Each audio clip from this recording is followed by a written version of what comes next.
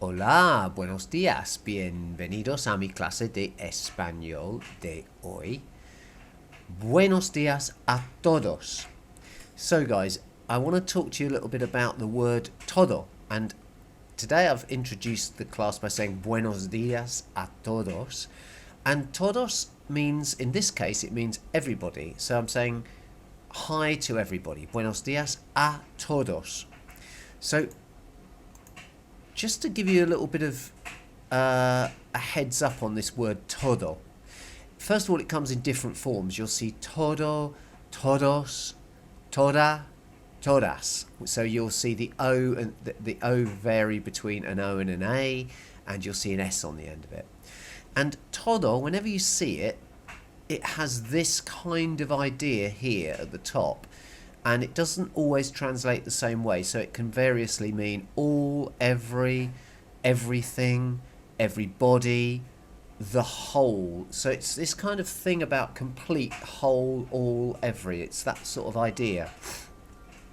And what I've done is I've given you some little expressions here that are very common, that you see a lot, that use todo.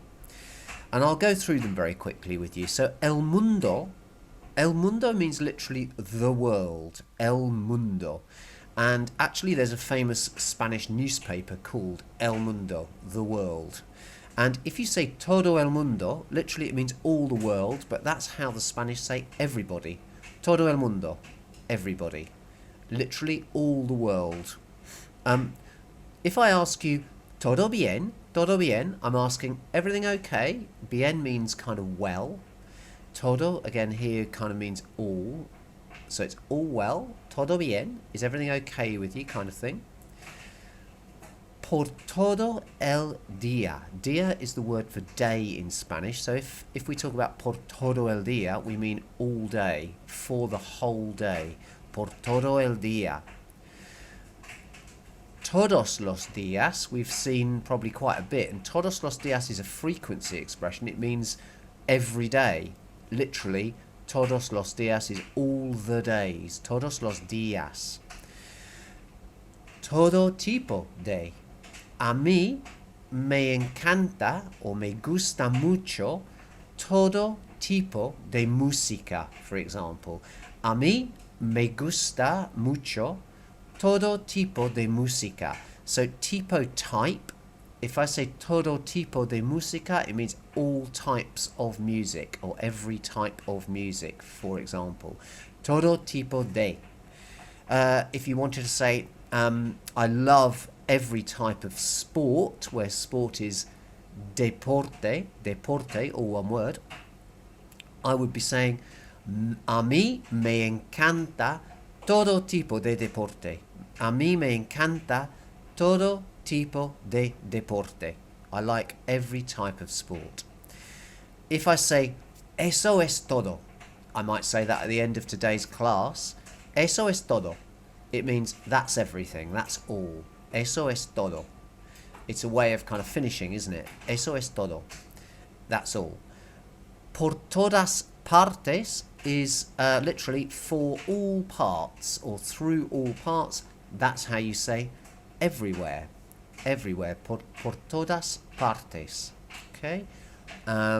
Por todas partes de Inglaterra would be everywhere in England. Por todas partes de Inglaterra, everywhere in England, kind of thing.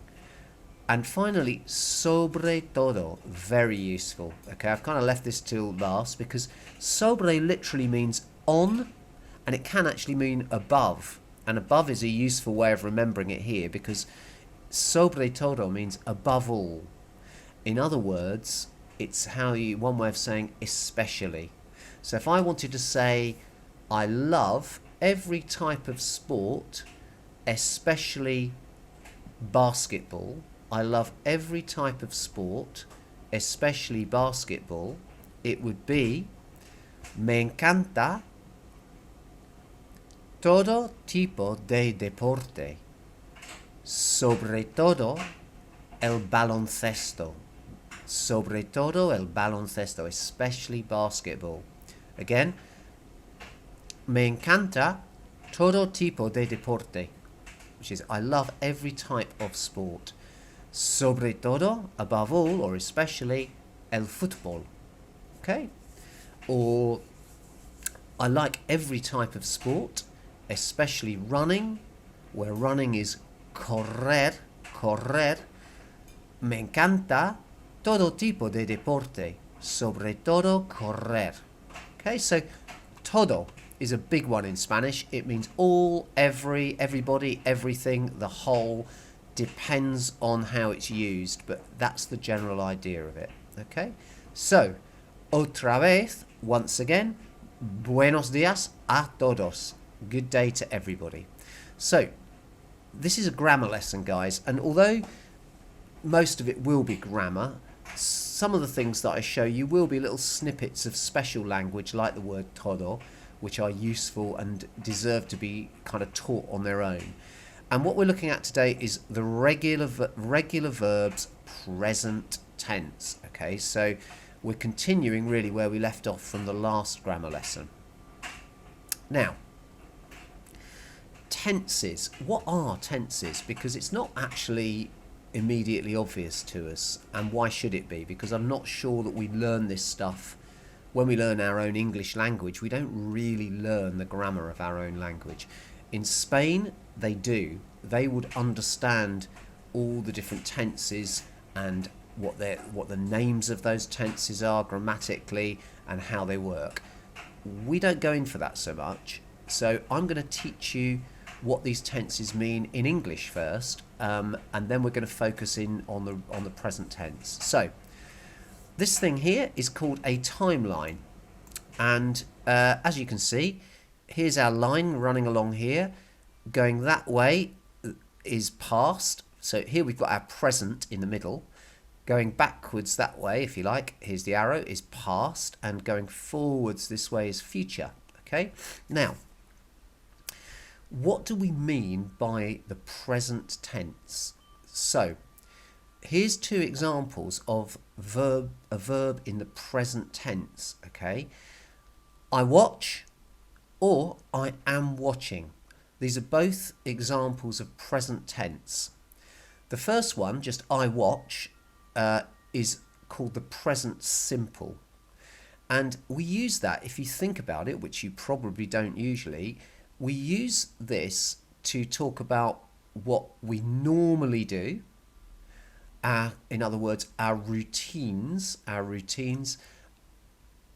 or repeated actions that we do currently. Okay, so that's what we use this for. So an example would be, I watch EastEnders on Tuesdays and Thursdays. I watch EastEnders on Tuesdays and Thursdays.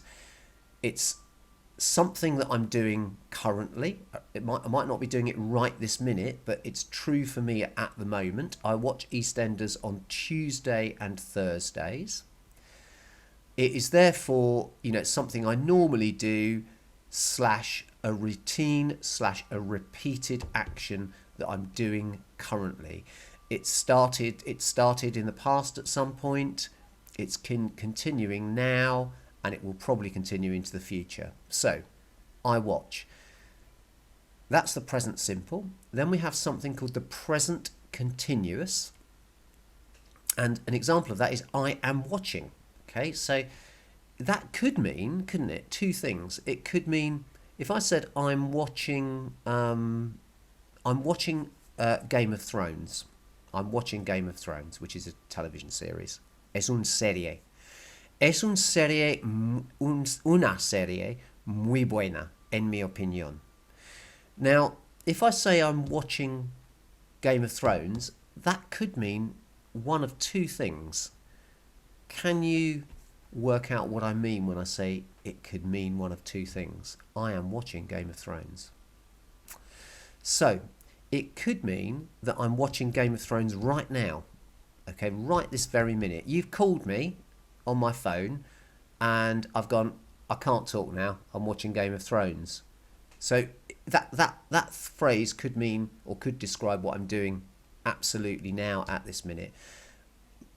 But probably in reality it wouldn't mean that, would it? It would mean we're having a conversation generally about TV, and I say, oh, I'm watching Game of Thrones kind of at the moment. And I don't really mean at the moment now, do I? What I mean is I'm in the process of doing something currently. So this is the present tense. It's actions that we do now or around now, currently. Things that are happening now. Okay? So, in Spanish, ver, that verb means to watch, and it also means, by the way, to see, and it's a very important verb. We use it all the time. So it's to see or to watch. And if we say yo veo, that's how you say I watch, and it also means I am watching. So this one, in fact, we don't need the yo. We don't need to use the word for I in Spanish. It's just veo. One little word can translate as I watch or I am watching. It's the same little word in Spanish. So if I wanted to say I watch EastEnders on Tuesdays and Thursdays, I would say veo EastEnders los martes y los jueves. Okay? Equally, if I wanted to say I am watching EastEnders, meaning I'm kind of watching EastEnders at the moment. It's something I've been watching, I've been doing for a while. I currently do it. Again, I would just use veo for I am watching. Veo EastEnders. I'm watching EastEnders en este momento. So Spanish is much more compact than English. The big mistake, guys, that people make is when they want to say I am doing something in Spanish, the very first thing they do is they try and think of how you say in Spanish I am. That doesn't work. Okay, it doesn't work like that. You just need, for example, veo. That says I am watching. Just that one little word. So whatever you do, if you're constructing the present tense like this, the present continuous, do not start thinking you've got to use the word soy. Okay? It's nothing to do with this. All right? That's quite a difficult idea, I guess, for you to sort of take on board.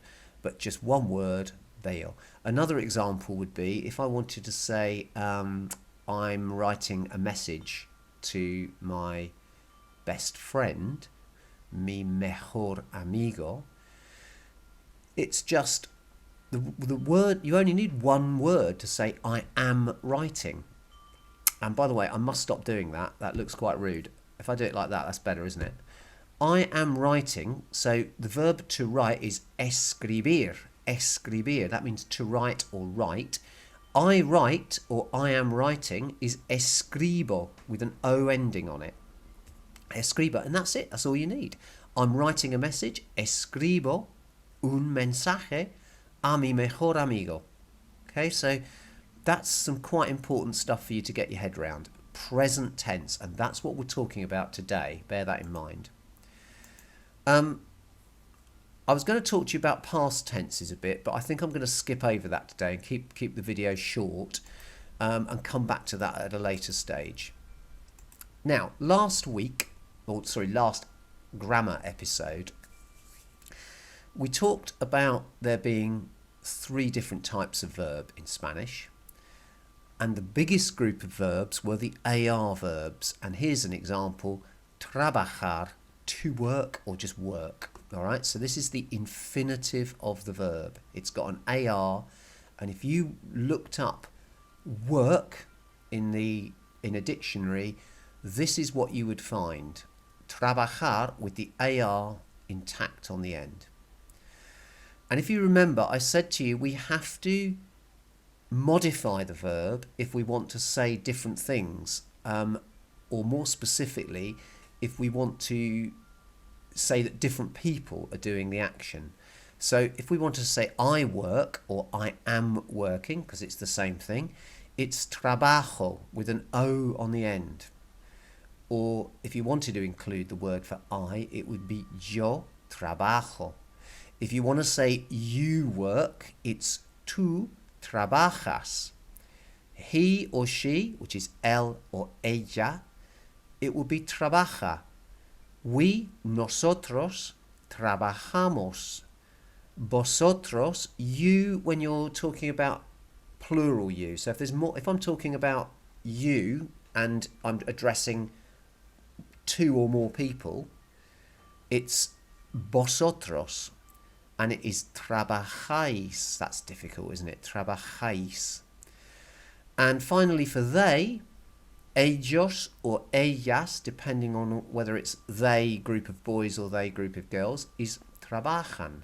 Okay, so what I was demonstrating last time was the idea of changing or modifying the verb. It's called conjugating the verb by basically taking the verb apart, so taking the infinitive apart. So trabajar, chop off its AR ending, which is the infinitive ending, and you're left with a stem, just like you would with a flower, trabaj.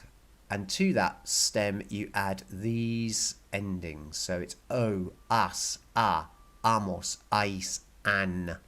Okay? That's the concept of conjugating the verb.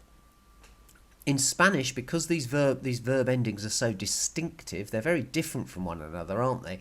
So if you heard me say trabajo, and then you heard me say trabajamos, there's clearly a difference in the two forms of the verb.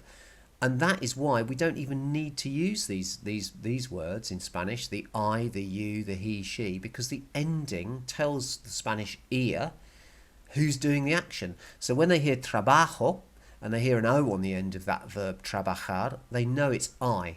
So I don't even have to say yo trabajo, just trabajo will do. I work, trabajo. I am working, trabajo. It's the same. And look at the distinctive mossy type ending for the we forms of verbs. Trabajamos. Mos, they hear that, they know it's we work or we are working. It's the same thing. Trabajamos. We are working in a supermarket. Trabajamos en un supermercado, for example. Trabajan. They hear the N on the end. N is synonymous with they in Spanish. So they would hear the N, trabajan, and they would go, okay, that's they work. We don't even need to say ellos trabajan or ellas trabajan. Don't need the ellos or ellas. So the takeaway from last time was to remember the concept of stem and ending, okay? To understand that the ending, how it ends, changes who the person is that's doing the action, in this case work. And then to get you to try and remember three things that will help you a lot.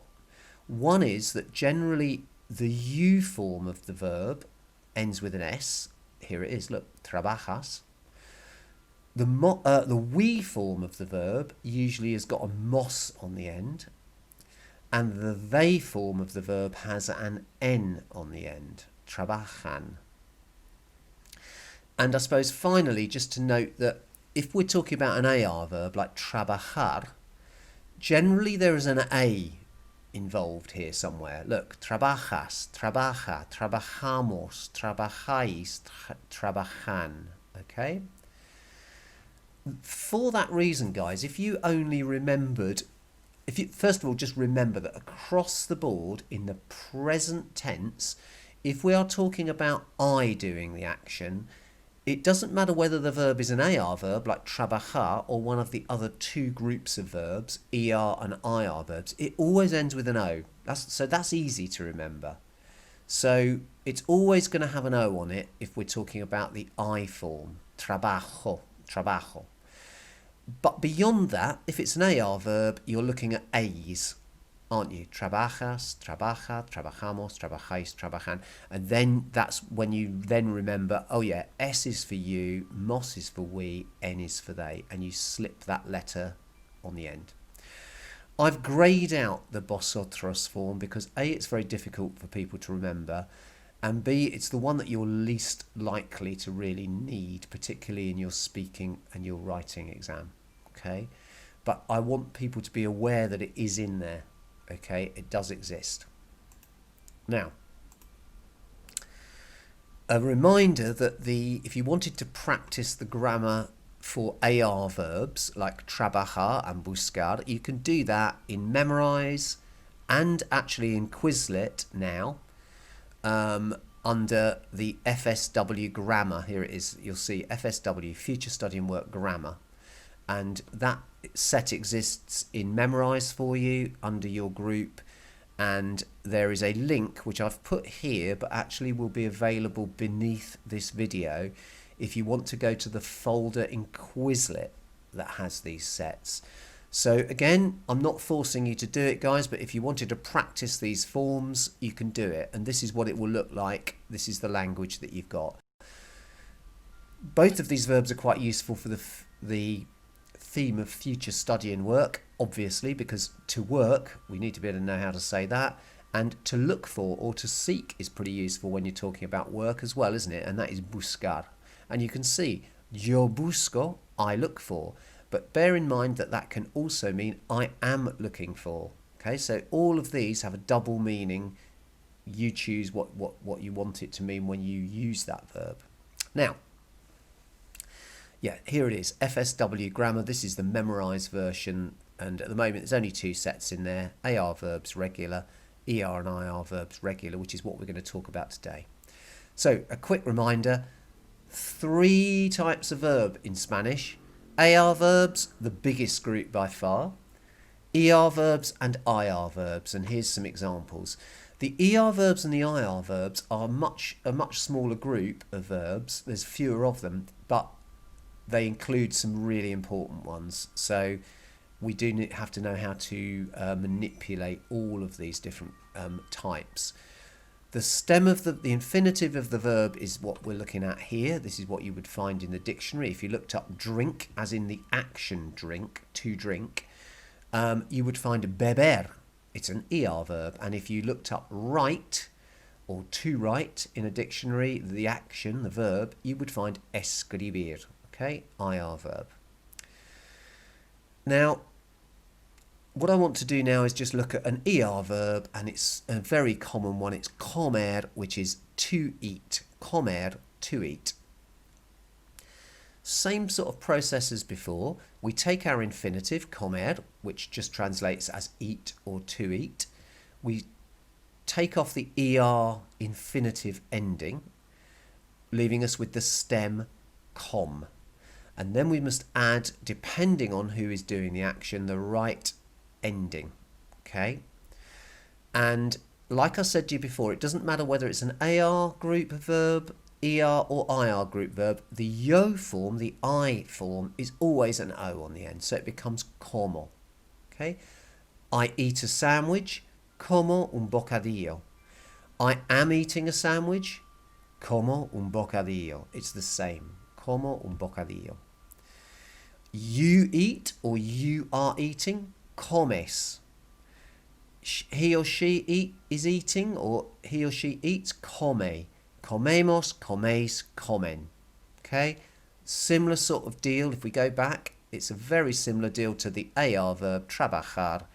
But instead of having the A running through our verb this time, so we've got amos, ais, an, as, etc. Instead of that, we see an E running through everything, don't we? So instead of it being comas, it's comes, come, comemos, comes, comen. So you can see that if you can start to remember S for you, mos for we, N for they, and in generally actually, not just present tense, you start having to remember a bit less, okay? So if you could remember, for example, look, it's comer, that's the infinitive, it's an ER verb, therefore generally I'm going to see an E added to my stem. That's the way it's going to go, and then I just have to remember S for you, mos for we, N for they. So you're thinking, okay, how do I say they eat or they are eating in Spanish? I know that the infinitive is comer as an ER verb. I know that if I took off my ER ending, I'd just be left with com. That's my stem. Then I remember that ER and actually IR verbs as well tend to have an E towards the end of the conjugation. So it's likely to be an E here, come or whatever it is, and then I need to add my S, mos, N, depending on whether it's you, we, they, whatever it is. Okay? Now, I'm going to say something very important to you guys at this stage, and that is, do not get confused when we're talking about endings like an O ending, for example, and I'm saying to you that an O ending is a sign of I doing the action in the present tense with verbs. It's nothing whatsoever to do with gender, which is all, that's about nouns, guys. That's things, people, places. So we're dealing with verbs at the moment. So that O is nothing to do with gender. It's not telling us anything about masculine or feminine or any of those things, because we're dealing with verbs now. This O is telling us that for verbs, I'm in the I form, como, I eat or I am eating. Whereas if we think about some common nouns, for example, a abuelo, which we've probably seen, abuelo, which is grandfather, abuelo. Now that's a noun, isn't it? A grandfather is a person. That O is a sign that it's a masculine noun. It's nothing to do with conjugating verbs. It's a completely different, separate issue. I hope you can kind of understand what I'm meaning by that. Next. Here now I've put alongside our ER verb a common IR verb, because these two kind of go together. ER and IR verbs like each other. They're the smaller groups and they sort of club together a little bit. And if you look through this, you'll see that if you can remember ER verbs, comer for example, you're most of the way to knowing how to conjugate an IR verb, because there's not too many differences. Look, the top section, for example, here is exactly the same. Como bibo, comes bibes, come bibe. And even at the bottom here for they, it's comen biben. Where you have to be a bit careful is to remember that in the we form, the mos form, the E stays in the ER verb conjugation. So it's comemos, so it's E's all the way through with the ER verbs. But really irritatingly, with the IR verbs, this gets an I here. So if you can remember it, brilliant. But I would say the key things to remember today are S, mos and N for you, we and they. Try and remember that the ER and IR verbs both tend to have an E running through them. Okay, S, E, N, emos. But that there's a slight change in the we form if you can remember that in the IR verb. So it becomes bibimos, not bibemos. Okay. At this stage, it's worth saying, everybody, that if you're not following this first time round, rewind the video and watch it again and work until you worked it out. Because if you can get this stuff stuck in your head and start to remember it, it makes life much easier later on. Okay. Now, at this stage, I'm going to just, and again, I've got a link here which will be below the video under descriptions, which you can click on. There is a website called Languages Online, and Languages Online allow those of you that want to practice grammar particularly to do that. And this is just a screenshot of what you would see if you clicked on the link. And we're dealing at the moment with the regular present tense in Spanish. And what we mean by regular is we're dealing with verbs that follow a nice neat pattern, and they always follow that pattern. We're going to be looking at irregular verbs later, which, as the name might suggest, are ones that don't follow our pattern nice and neatly. And again, unfortunately for us, some of the most important verbs in Spanish are irregular. but we'll worry about that later. So here you can see when you go to the website, you'll have a choice of different activities you can just click on. So present tense explanation, AR verbs, matching up exercise, gap fill, matching up, and so on. All right, so if you want to practice that grammar in little sentences a little bit, you can do that. Now, the other thing I want to say is that in Memrise and Quizlet, and again, I'm going to put the Quizlet link in underneath the video for you. Some people prefer Quizlet to Memrise, so you can practice this grammar in Quizlet and Memrise as well. And I've put a couple of examples for you to do in Memrise and Quizlet. Comer, which we've seen, beber, which we've seen, to eat and to live, if you wanted to practice those forms until you're nice and familiar with them. Another reminder for you that in Quizlet now, I've also got, oops, sorry, ignore that. Everything is in Quizlet. The normal future study and work course is in there. You can see it here, 1, 2, 3, 4, 5, 6, 7, 8 levels, as well as being in Memrise. So you've got lots of different ways of practicing the same stuff, guys. So there's no need for you to get bored. I think that's about it for today on grammar. That's a half-an-hour lesson, which is a little bit shorter than some of my recent lessons. Links will be in place below the video. Do have a look at Languages Online. If you kind of enjoy this side of things, the grammar or the coding, for want of a better word, of the language and how the language actually works, the mechanics of it, I think you will enjoy Languages Online. So do have a look at that. Links below. That's about it. Hasta luego. Hasta la próxima vez. Until the next time. Adios.